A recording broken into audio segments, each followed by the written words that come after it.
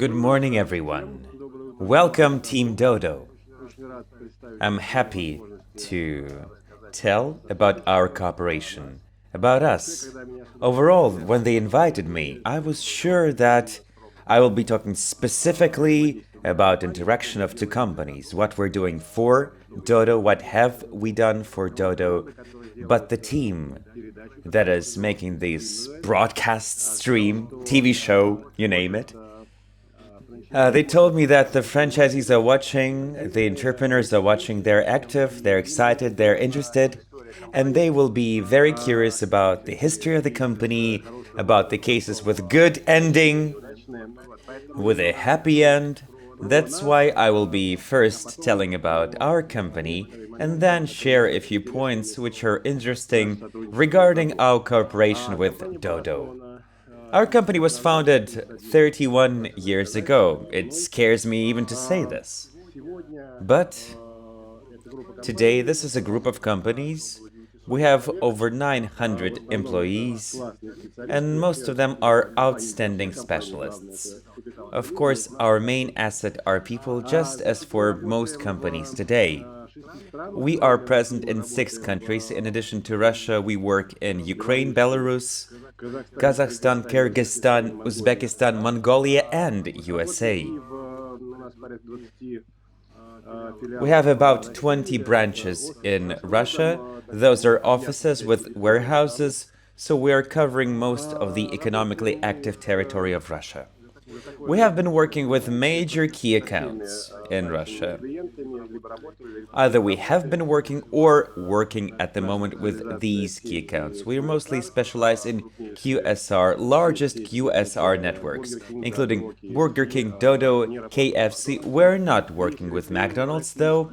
We're working with all major Russian retailers and major food and beverage chains, restaurant chains. We were doing 30% of main objects for Olympic Games in Sochi and for FIFA World Cup in Russia.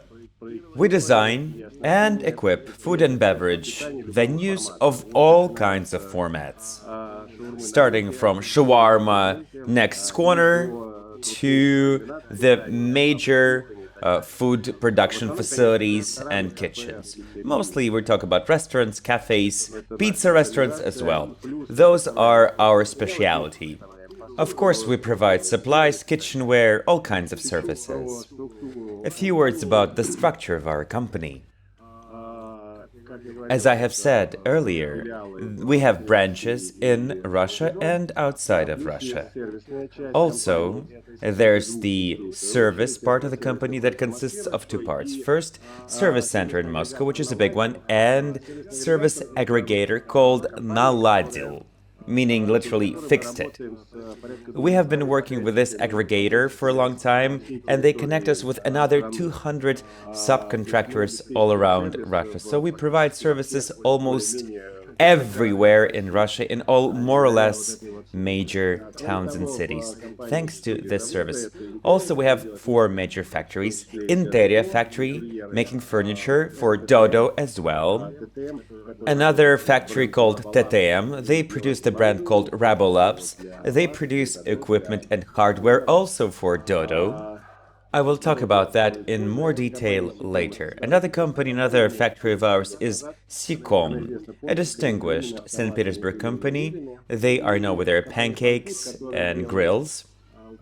And also fun food company making packages and popcorn mixes. Popcorn is a big part of our business. I mean, we provide supplies for popcorn to cinemas in Russia. But it all began in 1990. And the first, more or less, significant business of ours was particularly popcorn. I went to the USA in 1991 and got acquainted there with the major popcorn producer back then, in a day. They still are, by the way. The Gold Medal Company, and I also met with Star Company, who delivered their technology to Russia. Back then, of course, it was significantly easier than today. We just bought 30 seconds of primetime advertising on Channel 1 back then with a commercial, "You can become a millionaire in a month with a Star popcorn machine." And we had a lot of people lining up for the machine. We had 40 feet containers entering the center of Moscow near to Arbat. They were just dropping me dollars into the container. I was dropping the machines back. And starting with 1997, it all became serious. There was the first real contemporary modern cinema opening in Moscow. Back then it was called Kodak Kinomir, and after that there were more and more modern cinemas in Moscow, and we've been working with about 60 or 70% of them in Moscow. In addition to popcorn, we've been doing so many different things. I treat business majorly as the opportunity to do something new. That's what's pushing my buttons.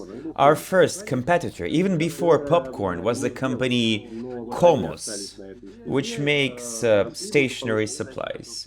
They were growing, but I got bored with the product category. Blanks, forms, paper.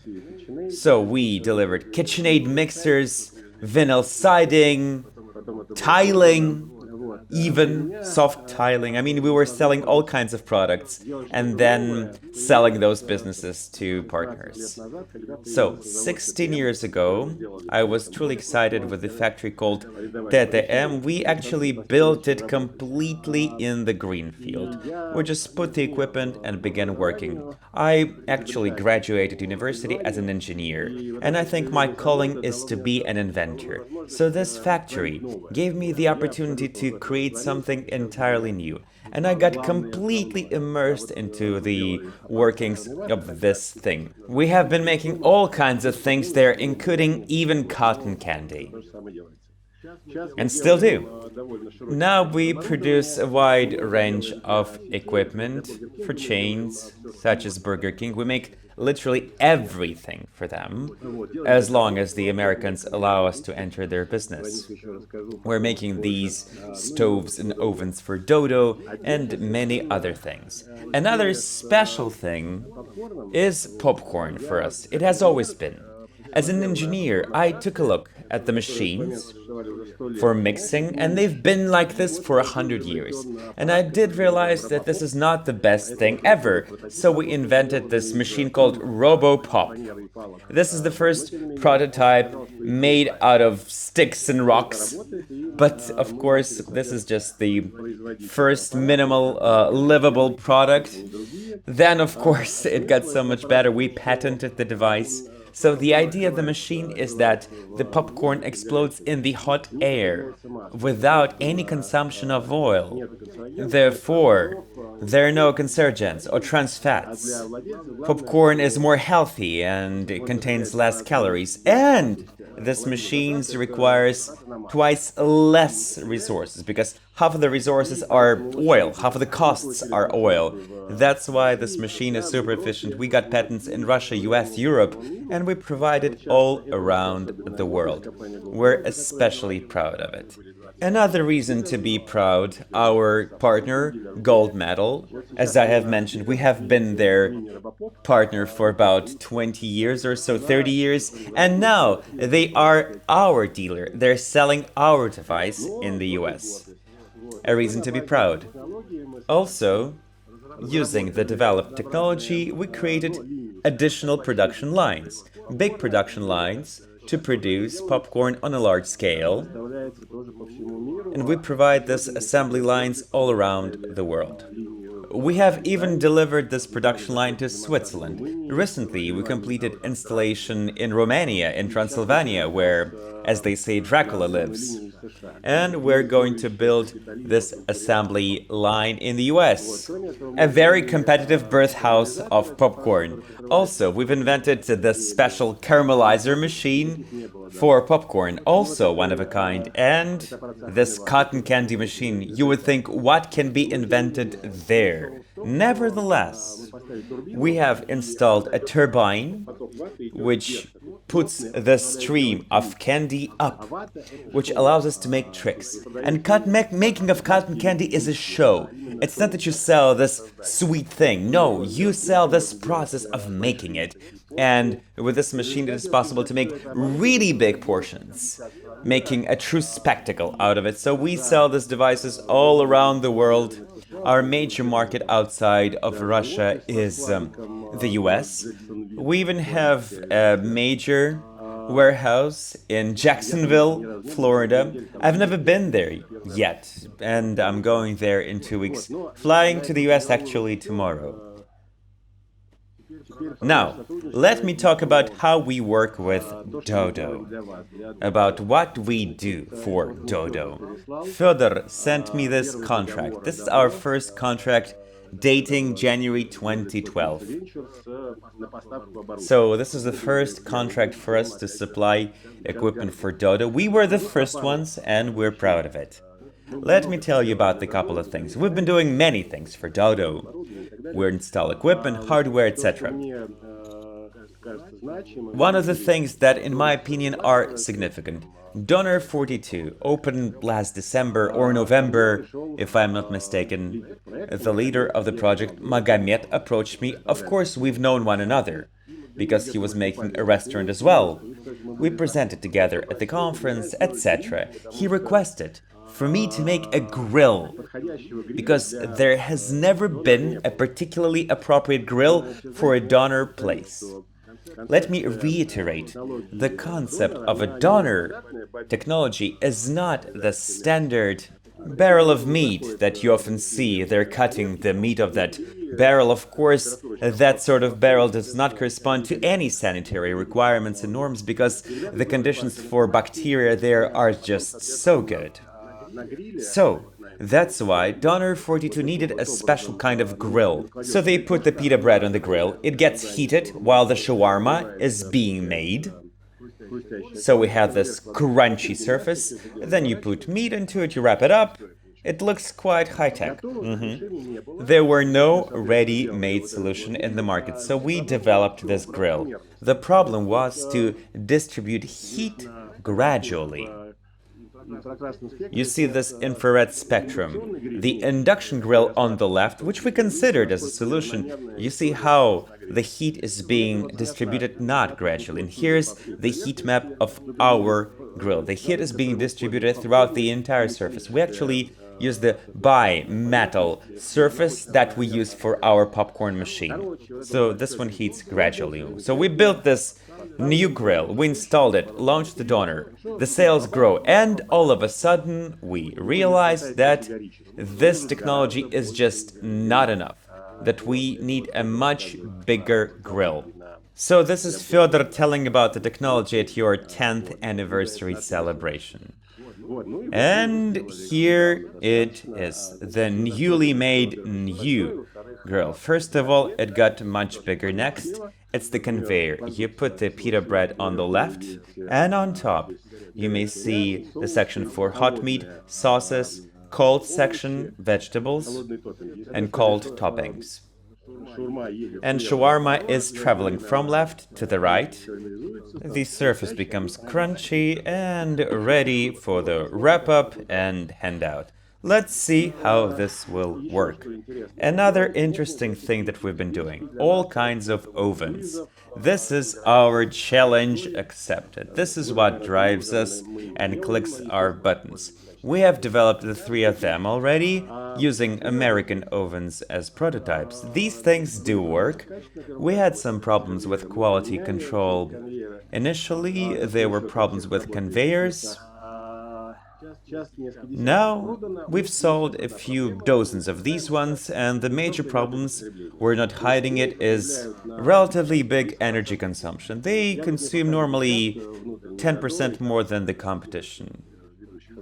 One of our major franchisees with Dodo was telling an epic language about the infernal energy consumption of these ovens. I mean, it's not infernal, it's about 10% more. We've checked it many times using the IQ energy system. We were swapping our oven with the competition oven in different restaurants. according to the measurements, we see 9 point something percent more of energy consumption. But the settings are important. So if you get more than 9% of energy consumption gap, just get in touch with me, we'll send you the settings, or we'll give you your money back, as they say. But even with this extended energy consumption, our ovens are still better in terms of overall costs. We can send you this calculator, costs calculator, if you want. Or maybe Dodo will add it to the knowledge base. So on top we have the price of the oven, and it's twice as cheap as the competition. Also, you can take into account your kilowatt per hour costs, of course, but the idea is that cooking costs consist of three parts: cost of the oven, cost of the energy, and total cost of ownership. I mean, you probably take a loan to buy the oven, 10% interest rate from a bank, and in 5 years, for example, here are your total cost of ownership. You can see that at the bottom here, it's much better for our oven compared to competitor from America. So the oven for us is a challenge, always. And I believe that this is the challenge that we can truly face. It's not like the competition between Elon Musk and a Russian space agency. I mean, they couldn't make it, but we could beat Americans with popcorn. We can make it here. We have a major team working at the moment and polishing up this particular model, and I'd like to express all sorts of respect to Fyodor and the team, because they truly engaged us into this story. They have ignited our creativity. Yes, we're working for Dodo for free, but we do hope that they will be selling hundreds of these ovens eventually. We've been working for almost a year now, for free. And you know, it's like in aviation. They're fighting to slice off every single gram from the plane or from a space shuttle. So here we're struggling to slice every single degree. We're now figuring out the placement of tubular heating element, gaining 1% of temperature distribution after the other. Here's the measurement of heat streams within the oven. All of these ovens are impingement ovens, meaning that the streams of air from lots and lots of tiny holes are hitting the product, which is pizza. That's why the heat exchange is very fast, and that's why we can cook the pizza very quickly. So, the streams must be fast, but not knocking off cheese from the surface of pizza, providing the fastest heat exchange.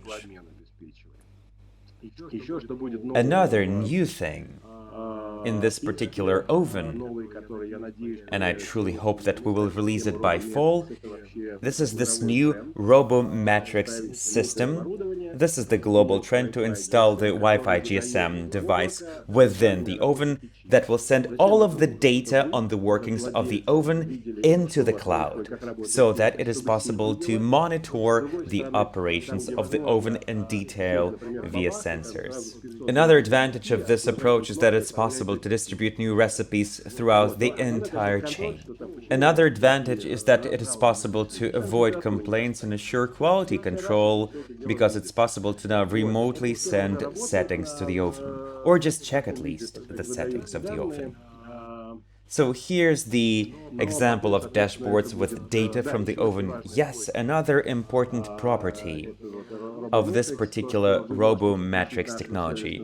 It's possible to get in touch with our service engineer, and the engineer will use the current stats to remotely resolve some issues with the oven. About 20% of the issues, as far as we observe, can be resolved remotely just with this sort of data. Therefore, I will conclude. I know I went beyond of the time that was given me today. I just want to highlight that we're happy to work with Dodo. I know many people who work in food and beverage. They are outstanding, great in every single way. They do not believe in Dodo eventually, but I try to change their mind every single day. That's why, wishing all the best to you. If you have any questions, do not hesitate to write.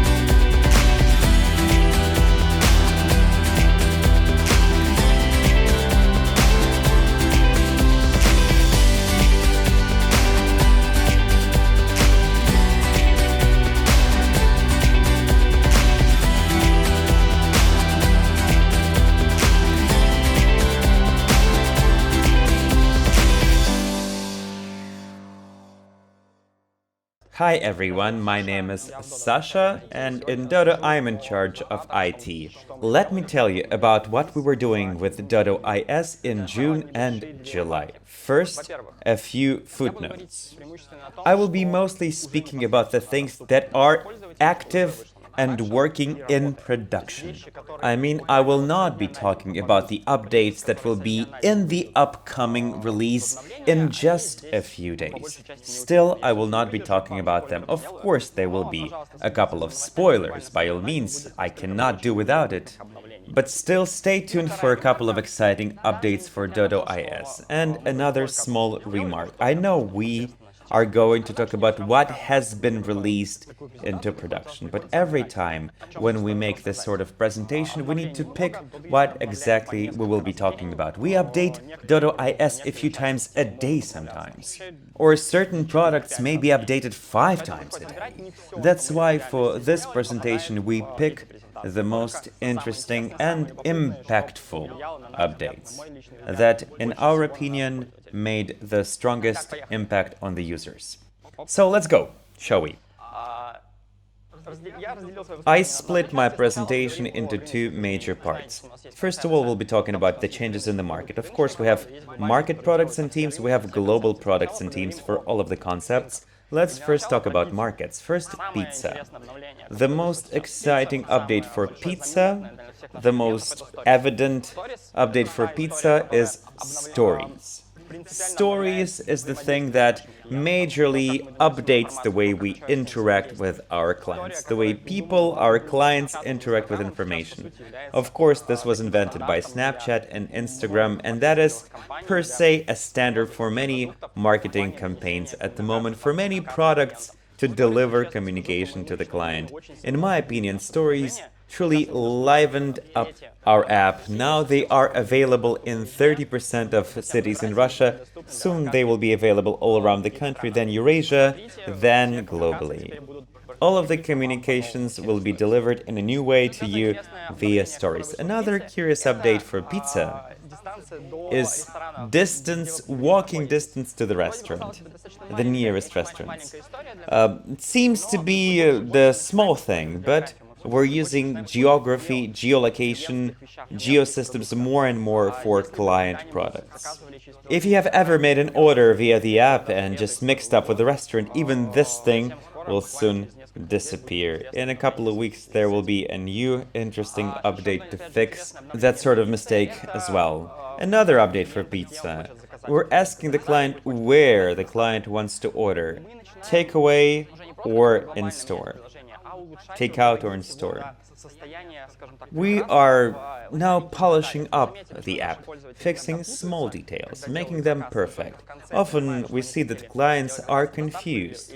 They wanted to make a takeout, but they accidentally made an order to sit down and eat in the restaurant. So as soon as the client opens the app, there's the floating window asking whether the client wants to order takeout or delivery or sit down and eat in the restaurant. Another important update is native chat within the app for support. We did have the support before, of course, but with call centers. Then we moved it into Telegram Messenger. Now there's the fully available native chat available for clients in Russia within the app. Again, it has not yet been deployed everywhere, and it's not about making a chat and just deploying it. It's more about teaching the automatic bot to solve small problems with certificates and promo codes, so that also a person would be available always for communication. I actually tried to solve a problem in chat very quickly. It took me less than 5 minutes the last time I tried it. I was shocked and glad. Another important update for the app, which helps clients to pick, to put items into the basket. This is the thing about favorite products. Your favorites. The items that you've been ordering the most. We are automatically putting them in a separate section of favorites so that it will be easier and quicker for you to make an order. A few words about a donor. The guys have been updating and improving delivery, one of the spoilers that I've mentioned earlier. Very soon they'll have the delivery up and running. Another important update, online receipts, online checks. Here's the real example of mine. I went to Donor and bought about 1,000 rubles worth of Donor. A few words about our coffee concept, Drink It.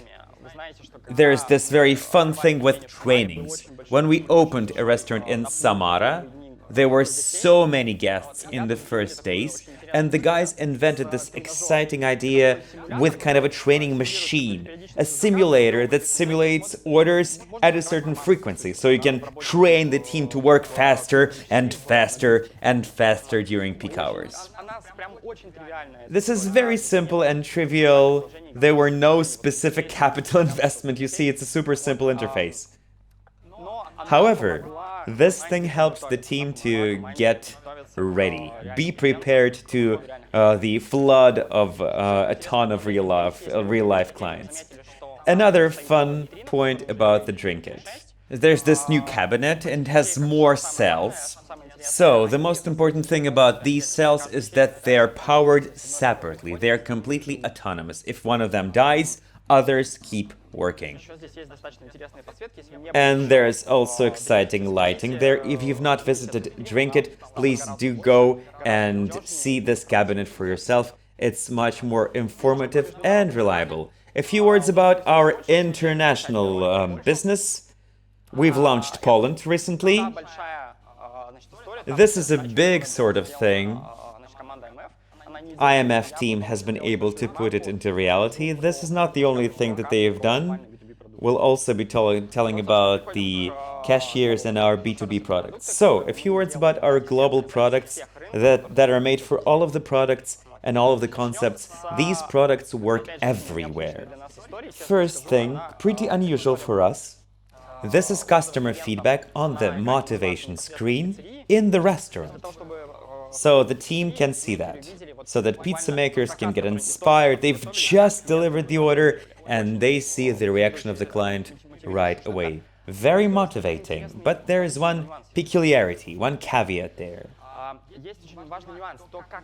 The way we have put it together, it's not just a simple backlog task, no. We did it actually at Hackathon. So the guys came together and invented this idea, it would be cool to do this, and they actually led that to production and deployed it everywhere in every Dodo country. A few words about our courier app. It's going in stride. We've launched it in Britain, Lithuania, Poland, and Estonia. We integrated it with Waze. If I'm not mistaken, this navigator service belongs to Google, and it's quite special. It's community-based. It's crowdsourced. Very popular in European countries. Also, we have made geo-targeting for Donor42, so it's possible to see where your courier is. We have been working a lot with feedback in the courier app, and we added functionality of giving feedback from the client about the courier and the delivery. Also, in addition to Google Play Store and App Store for iOS, there are also Honor and Huawei stores not tied to Google Play, so these brands sell the apps via their own app stores, and we have actually published our apps there as well. Another thing about our global B2B products, we've published this in our database. One of the fundamental things about our database is that it's a huge library of data. It's important to be able to find data quickly, so we've updated the database. You can search via everything, all of its standards, support conversations, all of the databases. It's much more convenient as opposed to the way it was arranged previously. You don't need to go into different sections of the knowledge base to search all of it right now. Also, we are of course working a lot to help our team. As you may know, we have some talent hunger at the moment. We need pizza makers, we need team members, we need couriers. So we have done a lot of things to simplify hiring process so that we would not miss out on potential talent. So another update is now that the hiring manager in a restaurant can see all of the applications together in one place. In addition, you know that according to current Russian legislation, we must vaccinate at least 60% of our team members. We have created, therefore, our very own vaccine tracker, where we're tracking which restaurants comply with legislation and what have not yet complied. Another important thing about our team: management of medical certificates. At the moment, there's expiration date of medical certificates in Russia, and we tied that expiration date to our annual organizational assessment. Therefore, now the restaurant managers and administrators can get this info and notifications that the medical certificate of a certain employee is about to expire in 2 weeks or 3 weeks, so it's possible to schedule this update, which obviously makes it so much more convenient. Another important thing about B2B, by the way, a footnote about Poland as well is due right now. In previous presentations, we were talking about moving cashiers to this plugin-based system, where we have the basic notion of cashier, where we receive orders, work with checks, etc. And there's a number of local integrations based on particular legislation of a given region. We had this in Poland. It was very complicated to deal with Polish legislation, so it was easier for us to find a development team in Poland so that they make a plugin for our cashier there. So we have geared up this solution. Now we have the external team that is in charge of transition of our cashier to the plugin-based system. The guys began with Belarus. A second thing about cashiers is, of course, cash in transit, which is a mandatory thing in Russia and Belarus. And another obsolete thing is new cashier in Nigeria. That truly has been a drag for a while. So we released this new cashier, we opened it in Russia, it's better, it's easily updated, etc., etc. But it took us so long to deploy this cashier solution in all of the rest of the countries. And we can tell about this in more detail. With Dodo IS, it's impossible to make one thing and then just deploy it everywhere. And of course, you need to maintain that. We fixed the cashiers in Nigeria. Now it's finally the new cashier in Nigeria. Hooray! Another thing is sticker printers for Kazakhstan and UK. We actually had to do this according to the national legislation. We need to inform people of what the product is made of. And we also made the printers work faster. You see there's this letter D on this marker. D means delivery.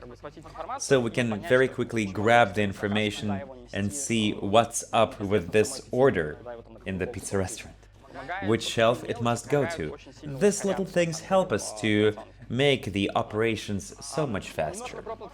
A few words about the platform, about technical side of things.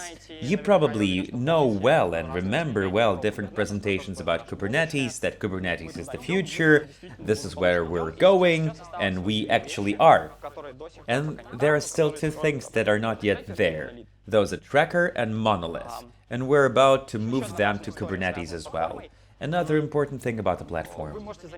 You may see, by the way, that we're working more and more with external outsourced teams. And platform is no exception. It seems to be very complicated technology-wise and infrastructure-wise, and it seems to be very specific Dodo story, but still the guys have been able to transition part of the maintenance task to outsourced teams. That will help us to remove certain burden from the shoulders of our teams. And still, we will be able to maintain major infrastructural tasks while doing the things that we need for business. For example, transition to Kubernetes better. Another thing about the change of the platform. You probably know that certain people have been working for Dodo IS for 24/7. I mean, they have to be on shift. So, this shifts work via a pager device, this ancient, obsolete pager device. This is how it works. There are all kinds of monitoring services patched into Dodo IS. One service is monitoring the other service, and that other service monitors the first service, etc. And when something goes wrong, there's a message outgoing to the person on shift, and that person needs to fix the problem or the situation. So we want to make it easier for the people. So for the critical services, we have developers on shift during the business hours. Critical processes are processes regarding the processing of orders and delivery of orders. So the major things without which business will just not operate. A new thing about data platform. So our guys have been able to do this curious financial dashboard for IMF. The guys have been working to distribute it for everybody because it's universal, it's easier to work with, and it doesn't matter what kind of data it digests, be it IMF data or Eurasia data. But naturally,